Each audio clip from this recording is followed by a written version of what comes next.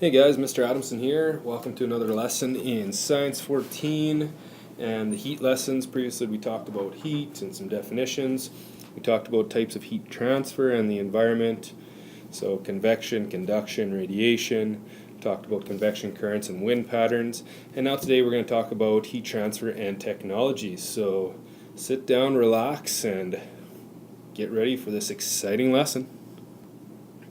So the first thing we're going to talk about is getting rid of heat. Now, the combustion of fuel inside an engine produces a large quantity of thermal energy. So, we all know that. You put your hands close to an engine near the muffler. It's really hot, so a lot of thermal energy.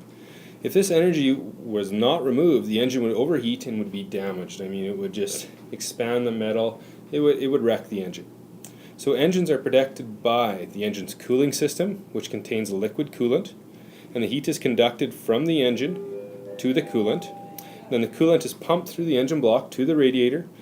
A radiator is a honeycomb made of metal alloy, and the metal alloy is a good conductor, so heat from the coolant is conducted through this alloy to the air. So we're transferring that heat from one component to another by conduction. Now either a fan or the motion of the vehicle forces this air through the radiator, and the heat is transferred to the air that rushes through the radiator, thus cooling it off. So what you can see here is a picture of a radiator. And so looking right here, it says radiators like this are used to cool gas and diesel engines. And so you can see the honeycomb example within here. So if we look at A, so A over here is the coolant input from the engine. So this is where it's coming in with the hot coolant that has been conducted, that's going around the motor and conducted, that thermal energy conducted to it. If we look at B, B is the radiator core. C is the coolant outlet, so we have cool coolant going back to the engine to help conduct some of that thermal energy back into the coolant to keep it cool. Okay. D, if we look here and we actually look at the combs, so that's what this picture is, the combs of the radiator. So D is the tubes that are taking the fluid up through the radiator. And then E, so right here, is the vanes, and that's where the wind is passing through and conducting that thermal energy to the wind and dispelling it into the environment. Now keeping it cool, so evaporation. So if you had water in the back of your hand would become cool. That's pretty self-explanatory. You drop some cool water, it feels cool to the touch. And this is because the thermal energy transfer from your hand to the water. Now water absorbs the heat and evaporates. Now evaporation removes thermal energy as the water molecules leave the water droplets and move into the air. And this is a very similar process that happens in a refrigerator. I'm going to show you a picture here and explain exactly what's going on. Now what you can see here is the heat transfer in a refrigerator. So if we just kind of read the bottom here, so if you feel the pipes in the back of the refrigerator, they are hot, and heat from the items inside the fridge have been transferred to these pipes, and the warm pipes release the thermal energy into the room. So then that's actually an important thing, because some people think, well, if I open my fridge door, it'll cool off a room.